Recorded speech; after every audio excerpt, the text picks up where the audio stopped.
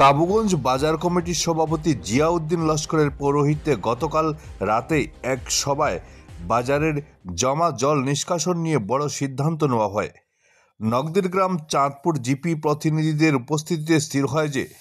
পঞ্চায়েতের মাধ্যমে দ্রুত ড্রেন নির্মাণ করা হবে। Bureau report, Barak vision. জিপির আহ্বানে যে আজকে এখানে যে সভা হয়েছে, এই সভাতে একটা জিনিস কষ্ট যে পরিষ্কার যে ওই মার্কেটের যে স্থায়ী যেটা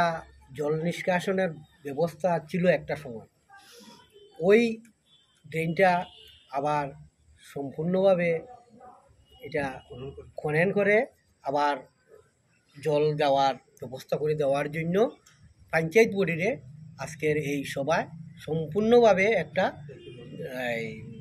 দায়িত্ব অর্পণ করে এবং এই সঙ্গে একটা জিনিসও পরিষ্কার করে যে ওই কাবুগঞ্জ মার্কেটের যত ধরনের উন্নয়নমূলক কাজকাম হবে এখানের লোকাল জনসাধারণের সঙ্গে সহযোগিতা রেখে এবং এই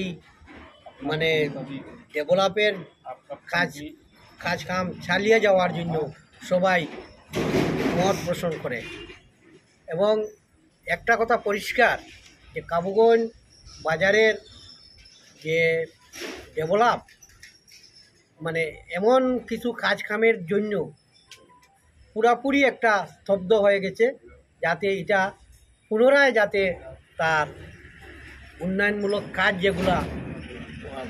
যাতে পঞ্চায়েত বডি পরিচালনা করতে পারে, তাই আমরা আমাদের কাবুগঞ্জ বাজার কমিটির পক্ষ থেকেও আমরা সম্পূর্ণভাবে সহযোগিতা রাখার আমরাও আশ্বাস দিয়েছি। এই বলি আমি